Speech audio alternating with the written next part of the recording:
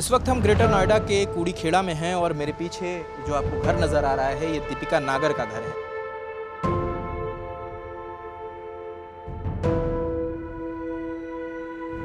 दीपिका के ससुराल वालों का कहना है कि दीपिका ने अपनी जान दी है। दीपिका के परिवार वालों का कहना है कि पहले हमारी बिटिया के साथ मारपीट की गई है, उसके साथ अत्याचार किया गया, उसके बाद उसको तीसरी मंजिल से नीचे फेंक दिया गया है, जिसके बाद ये लोग अस्पताल लेकर आए हैं।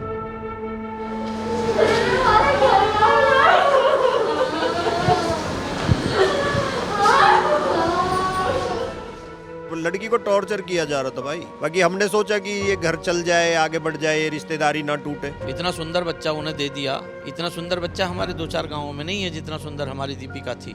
बहुत बढ़िया नेचर की लड़की थी, लिखी पढ़ी, सबकी लाडली, बहुत अच्छी बेटी, पूरे परिवार की, पूरे मोहल्ले की। बहुत बुरा करो, बहुत ज्यादा बुरा करो। बहुत बड़ा घाव पेट में, हाथ पैर मुंह पे सब पे निशान थे उसके पे। किसी की जान लेने का अधिकार किसी को नहीं है।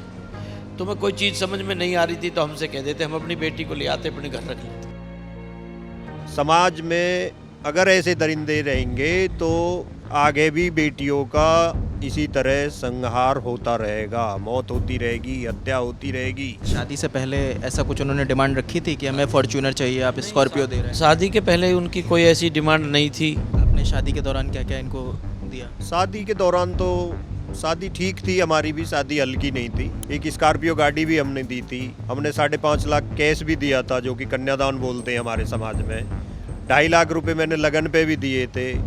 मैंने 1.5 लाख रुपए एक हमारी चिट्ठी जाती है उस पर भी दिए थे। 2.5 लाख रुपए मैंने एक गोद भराई की रस्म होती है जो सबसे पहले होती है, वो दिए थे।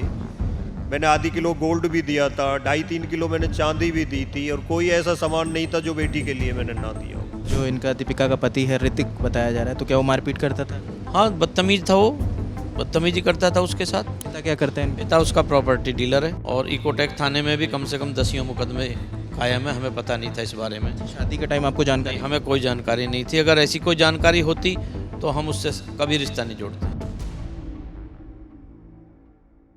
दीपिका नागर 24 साल की एक लड़की जिसने बीएड की पढ़ाई करी थी और टीचर बनना चाहती थी। दिसंबर 2024 में उसकी शादी होती है ऋतिक से। ऋतिक वैसे तो पढ़ाई कर रहा था, लेकिन उसके पिता पैसे से मजबूत थे, ठेकेदारी का काम करते थे, जिसके चलते ये शादी होती है। संजय नागर जो दीपिका के पिता हैं, उन्होंने जितनी उनकी क्षमता थी उससे ज़्यादा उन्होंने खर्च किया और उनका कहना है कि जो भी उन्होंने मांगा वो दिया। स्कॉर्पियो गाड़ी भी दहेज के तौर पर दी थी। सब कुछ ठीक भी चल रहा था, लेकिन पिता का आरोप है कि 3-4 महीने के बाद ऋतिक के परिवार वालों ने पैसे की डिमांड करना शुरू कर दिया। वो 51 लाख रुपए और फॉर्च्यूनर गाड़ी की डिमांड कर रहे थे। ये सारा विवाद चलता रहा और 17 मई 2026 के दिन दीपिका का फ़ोन आता है संजय नागर उनके पिता के पास और पिता उनके घर जाते हैं, पूरे परिवार को समझाते हैं, दीपिका से बात करते हैं और समझा बुझा के घर वापस आ जाते हैं।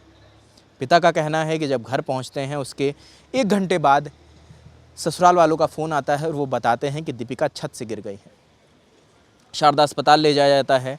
शारदा अस्पताल जब पिता और परिवार वाले पहुंचते हैं तो वहाँ दीपिका के सिर्फ ससुर होते हैं। दीपिका की सांसें थम चुकी होती हैं, दीपिका की मौत हो चुकी होती है। दीपिका के ससुराल वालों का कहना है कि दीपिका ने अपनी जान दी है। दीपिका के परिवार वालों का कहना है कि पहले हमारी बिटिया के साथ मारपीट की गई है, उसके साथ अत्याचार किया गया, उसके बाद उसको तीसरी मंजिल से नीचे फेंक दिया गया है, जिसके बाद ये लोग अस्पताल लेकर आए। सच क्या है, सच जानने के लिए हम दीपिका के घर आए हैं, दीपिका के परिवार से मिलने आए हैं और असलियत को टटोलने आए हैं। क्योंकि एफआईआर 7 लोगों के नाम पर हुई है, जिसमें से 2 लोगों की गिरफ्तारी हुई है, एक ऋतिक जो दीपिका का पति था और दीपिका के ससुर की। हम कूड़ीखेड़ा आए हैं दीपिका के घर और दीपिका के घर चलेंगे, दीपिका के परिवार वालों से मिलेंगे और जितने लोगों से बात हो पाएगी, क्योंकि काफ़ी लोग अभी बीमार हैं, काफ़ी लोग इस हालत में नहीं हैं कि उनसे बात की जा सके। जितने लोगों से बात होगी, जो कुछ हम समेट पाएंगे, जो कुछ हम समझ पाएंगे, वो इस रिपोर्ट में आपको दिखाने की कोशिश करते हैं। क्या नाम है भैया? मैं हितेश नागर। आप दीपिका के चाचा हैं? हाँ जी, हाँ जी। 17 तारीख को क्या घटनाक्रम रहा? 17 तारीख में जो है भाई गए थे यहाँ से लगभग 4 से 5 बजे दीपिका के पास, और वहाँ से जो है उनसे मिलजुल के, उनसे बातें करके आए हैं लगभग 10 साढ़े 10 बजे। और जब भाई वापस आए हैं तो उसके ठीक आधे घंटे पौने घंटे बाद भाई के पास फ़ोन आता है वहाँ से कि दीपिका जो है छत से गिर गई है और ज़्यादा चोट है, आप यहाँ आ जाओ हॉस्पिटल में, शारदा हॉस्पिटल में हम।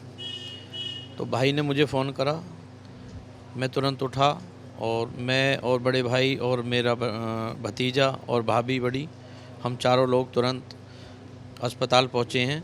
अस्पताल जाने के बाद हमने सीधा इमरजेंसी में थी हमारी बेटी। हमने जैसे ही वहाँ जाकर देखी तो हमारी बेटी डेड थी, उसमें कुछ नहीं था। वो लोग उसको मार के लाए थे। वहाँ हॉस्पिटल में उसका कोई इलाज नहीं हुआ। मृत आई थी, हमें भी मृत ही मिली, उसका कोई ट्रीटमेंट नहीं हुआ वहाँ पे। डॉक्टर्स ने बताया कि जब वो आई थी तो हाँ, वो मृत थी। वो उसकी बस पंपिंग करने की कोशिश कर रहे थे, वैसे ही उसमें कुछ भी नहीं, कुछ नहीं था। अच्छा, जब दोपहर में कॉल आता है दीपिका का पिताजी के पास तो क्या बताती हैं?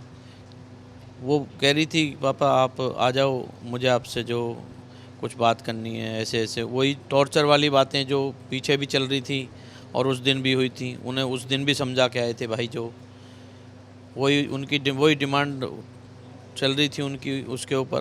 क्या डिमांड कर रहे थे? वही गाड़ी वाड़ी छोटी मिली, हमें फॉर्चूनर चाहिए और 51 लाख रुपए चाहिए, इस तरह की उनकी छोटी सोच थी। तो क्या शादी से पहले ऐसा कुछ उन्होंने डिमांड रखी थी कि हमें फॉर्च्यूनर चाहिए, आप स्कॉर्पियो दे रहे हैं? शादी के पहले उनकी कोई ऐसी डिमांड नहीं थी और हमने शादी में स्कॉर्पियो दी थी। उस समय ऐसा कुछ नहीं था। ऐसा उस समय होता तो हम पहले ही नहीं करते, हमारा बजट तो नहीं था फॉर्चूनर का, हमें कोई शौक़ थोड़ी था। उसने मना कर दिया कि भाई कुछ ऐसी बात थी नहीं, और ये चीज़ें बाद 3-4 महीने बाद शुरू हुई थी शादी के। अच्छा, क्या दीपिका का पहले भी बताती थी कि पहले कुछ मारपीट होती है या टॉर्चर करें, ये पहली मर्तबा ऐसा हुआ? नहीं, पहले भी कई बार हुआ था उसके साथ ऐसी चीज़ें, लेकिन हम नॉर्मली उसको ये ले जाते थे भाई चलो ठीक है, कोई दिक्कत नहीं है, धीरे धीरे सब चीज़ें ठीक हो जाएंगी, तो समझा देते थे, बातें हो जाती थी, लेकिन वो उनकी समझ में नहीं आई। उन्होंने आखिर वो काम कर दिया कि दीपिका की जान ले ली। अगर हो सकता है हम ही अपनी इस समझदारी को कर लेते कि दीपिका को वहाँ भेजते ही ना, तो शायद हमारी बेटी आज नहीं मरती। जो इनका दीपिका का पति है ऋतिक बताया जा रहा है, तो क्या वो मारपीट करता था? हाँ, बदतमीज़ था वो, बदतमीज़ी करता था उसके साथ। आए दिन वो बताती भी, हम ये सोच लेते थे कि चलो कोई बात नहीं, सुधर जाएगा, बच्चा है, लेकिन नहीं, वो सुधरा। मारपीट मारता था? हाँ, मारता भी था, बदतमीज़ी करता था और मतलब उसको टॉर्चर करता था, उसको ताने देता था। मैं तो मतलब मेरी तो शादी ऐसी होती, तू क्या लेके आई है, ये क्या है, वो क्या है, वही सुबह शाम का वही किस्सा। लड़का करता क्या था? लड़का फ़िलहाल तो वो हमारे हिसाब से तो पढ़ रहा था। पिता क्या करते हैं? पिता उसका प्रॉपर्टी डीलर है और उसके बहुत सारे उस पर कम से कम बिसरख थाने में भी और इकोटेक थाने में भी कम से कम 10 मुकदमे कायम है। हमें पता नहीं था इस बारे में। शादी के टाइम आपको जानकारी? हमें कोई जानकारी नहीं थी। अगर ऐसी कोई जानकारी होती तो हम उससे कभी रिश्ता नहीं जोड़ते, क्योंकि हम तो बहुत सज्जन लोग हैं। हमारे पिताजी जल बोर्ड से रिटायर हैं, बड़े भाई जल बोर्ड में ड्यूटी कर रहे हैं, मैं तहसील में बैनामा लेखक हूँ और छोटा भाई भी मेरा प्रॉपर्टी का काम करता है। सब परिवार है, कोई हमारे ऊपर आज तक किसी थाने में या चौकी में कोई हमारे ऊपर कोई रिपोर्ट दर्ज नहीं है, कोई झगड़ा नहीं है, किसी भी तरह की कोई मारपीट नहीं है, कुछ नहीं है। बिल्कुल शांत प्रिय लोग हैं, बच्चे प्यार से पढ़ाए और हमारी दीपिका ने भी बीएड की थी, उसका सपना था कि मैं टीचर बनूं। शादी के बाद उसे मौके मिले आगे कोई मौका नहीं मिला। वो तो और झंझटन में फंस गई, कहाँ नौकरी करती और कहाँ आगे बढ़ पाती।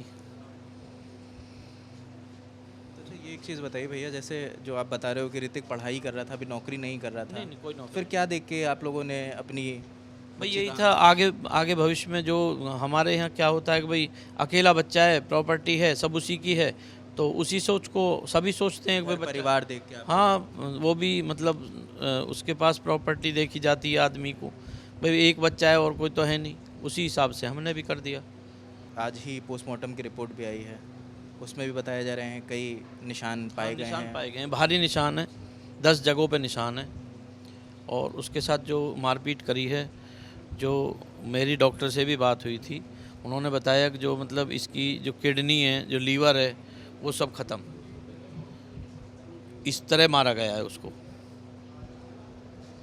लात और घूसों से। आप लोग ये मानते हैं कि इस सब का कारण दहेज रहा? हाँ, दहेज है भाई। एक भी आदमी अगर उनमें सही होता तो ये नहीं समझाता कि भाई तुम क्या मांगने लग रहे हो, अरे तुम्हारे पास सब चीज़ है, अपने कुछ भी लो, तुम करो। इतना सुंदर बच्चा उन्हें दे दिया, इतना सुंदर बच्चा हमारे 2-4 गांवों में नहीं है जितना सुंदर हमारी दीपिका थी। लंबी, ठाडी, पढ़ी लिखी, सुंदर, सुशील, हर तरीके से संपन्न। ऐसे बच्चे नहीं मिलते आजकल, लेकिन उन्हें तो धन चाहिए। मार दी हमारी बेटी उन्होंने धन के चक्कर में। बस अपील, हमारी तो अपील यही है सरकार से कि कड़ी से कड़ी कार्रवाई हो और इनको कम से कम उम्र कैद हो। एक भी आदमी इनमें से बचना नहीं चाहिए, क्योंकि इन्होंने जो करा है वो काम करने लायक नहीं था। किसी की जान लेने का अधिकार किसी को नहीं है। तुम्हें कोई चीज़ समझ में नहीं आ रही थी तो हमसे कह देते, हम अपनी बेटी को ले आते, अपने घर रख लेते। मारने का क्या अधिकार है बताओ? ऐसे तो कोई भी किसी को मार देगा, लेकिन सबके दिमाग में रहते हैं ना, साल 2 साल में आ जाएंगे। वही तो चीज़ है। इसीलिए तो लोगों का जो मन है वो बढ़ा हुआ है। अभी तो फांसी हो जाए, उम्र कैद हो जाए, एक तो मारे ही ना, कल को कोई और दीपिका मरेगी।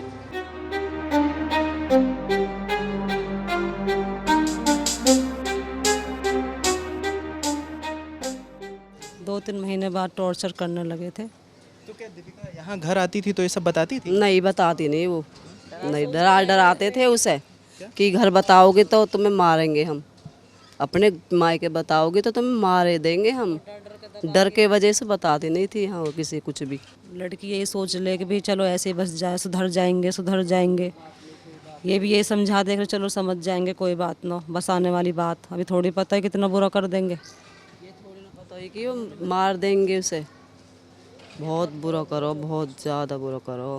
सारे में ना लील पड़े, सारे शरीर में वो जख्म हो रहे, पेट में किस चीज़ के गोली। बॉडी देखी? हाँ देखी, ये हॉस्पिटल में देखी थी। और बहुत बुरी तरीक़ा से मारी है। पैर, यहाँ से पैर काट रखा नीचे पैर कटा था? हाँ जी, नीचे से। बहुत बड़ा घाव पेट में, हाथ पैर मुंह पे सब पे निशान थे उसके पे, और सारी काया लीली पड़ी हुई थी लड़की की। मतलब पहले मारा गया है? पहले मारा गया है, वाकई बात है, वो नीचे गिरा गया। कैसा नेचर था दीपिका का? बहुत बढ़िया, बहुत बढ़िया। उसकी एक बुआ है, उसका भी, उसकी बड़ी बहन है, उसका भी, कोई आज तक कोई बात नहीं। बहुत बढ़िया नेचर की लड़की थी, लिखी पढ़ी, सबकी लाडली, बहुत अच्छी बेटी, पूरे परिवार की, पूरे मोहल्ले की, बहुत बढ़िया बेटी थी। उनके चाचा बता रहे हैं कि आसपास में सबसे खूबसूरत बिटिया थी बहुत बढ़िया, खूबसूरत भी, मतलब नेचर बहुत अच्छे थे उसके। बहुत बढ़िया लड़की थी, उसकी कोई पूरे गांव में बुराई नहीं कर सकता।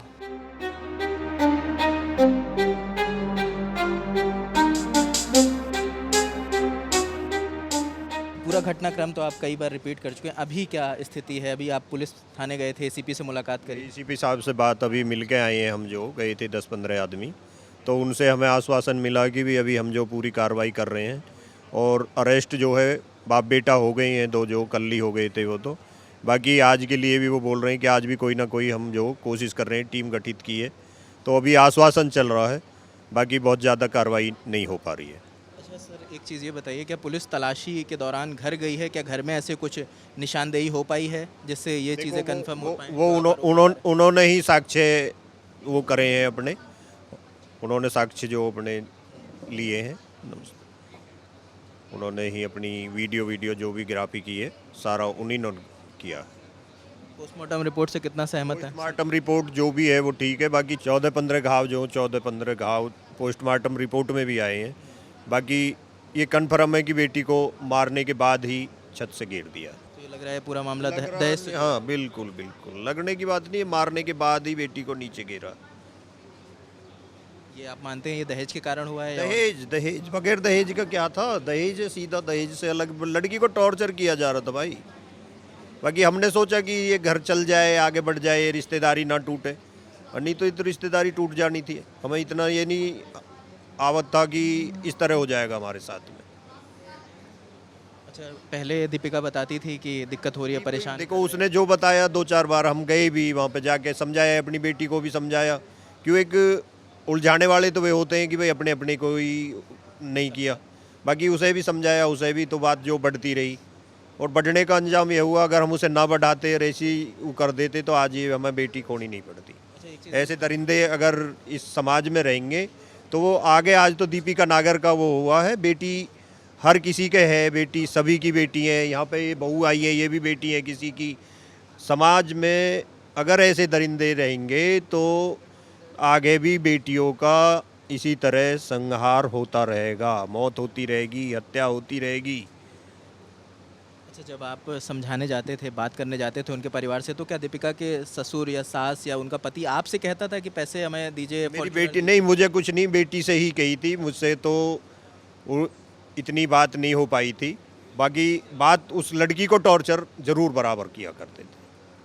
आपने शादी के दौरान क्या क्या इनको दिया? शादी के दौरान तो शादी ठीक थी, हमारी भी शादी हल्की नहीं थी। एक स्कॉर्पियो गाड़ी भी हमने दी थी, हमने 5.5 लाख कैश भी दिया था, जो कि कन्यादान बोलते हैं हमारे समाज में। 2.5 लाख रुपए मैंने लगन पे भी दिए थे। मैंने 1.5 लाख रुपए, एक हमारी चिट्ठी जाती है उस पर भी दिए थे। 2.5 लाख रुपए मैंने एक गोद भराई की रस्म होती है जो सबसे पहले होती है, वो दिए थे।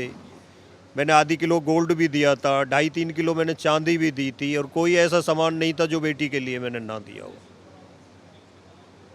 अभी क्या मांग करते हैं? मांग तो ये है प्रशासन से, देखो जो भी है, आपके चैनल के माध्यम से मैं कहना चाहता हूँ, अगर कुछ भी हो हमारे हित में होना चाहिए, और ऐसे दरिंदों के साथ जो है बिल्कुल भी पुलिस ना मिले, और सही से सही रिपोर्ट बना के भेजे। हमारी जो जेन्युइन रिपोर्ट है वो ही बना के भेजे। दीपिका के पिता हैं संजय नागर, और अभी कुछ देर पहले पुलिस मुख्यालय गए थे। यहाँ का पुलिस मुख्यालय है जो वहाँ ACP से मुलाकात हुई है, और हालिया अपडेट ये है कि 5 लोगों के नाम FIR हुई थी, और जिनमें 7 लोगों के नाम FIR हुई थी, जिनमें अभी 5 पकड़े जाने हैं, और 2 लोगों की गिरफ्तारी हुई है, कृतिका के पति ऋतिक की, और दूसरे जो दीपिका के ससुर हैं उनकी गिरफ्तारी हुई है। हमारे देश में दहेज प्रथा को लेकर तमाम कानून हैं, नियम हैं, आर्थिक दंड के प्रावधान हैं, सज़ा के प्रावधान हैं।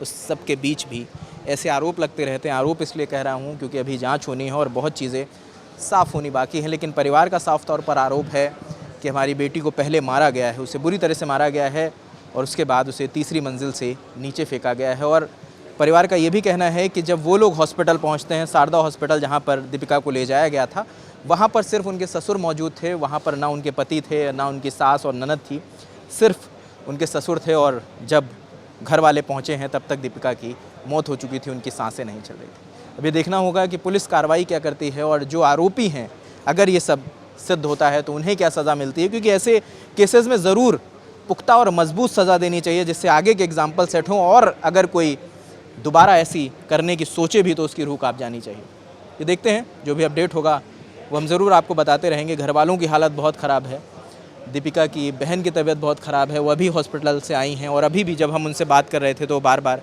बातचीत के दौरान बेहोश हो गई थी। माताजी इनकी बहुत परेशान है, बोलने की हालत में नहीं है, कुछ भी कह पाने की हालत में है, लगातार रोती जा रही हैं, बार बार बेहोश हुई जा रही हैं। ये सब है, बाकी और चीज़ें पता चलती जाएंगी, क्योंकि जो तस्वीरें दीपिका के शव की हमने देखी हैं, जो उनके रिश्तेदारों और परिजनों ने दिखाई हैं, वो बहुत झकझोर देने वाली हैं और बहुत परेशान करने वाली हैं। एक बेटी की ये हालत हुई है। बाकी पुलिस जांच कर रही है, जांच में जो जो सामने आता जाएगा, जो जो पता चलता जाएगा, वो हम आपको बताते जाएंगे। कैमरे के पीछे हेमराज है, मेरा नाम रजत है, और इस रिपोर्ट में हमारे साथ इंटर्नशिप कर रहे सुधांशु थे। ध्यान रखें अपना, शुक्रिया।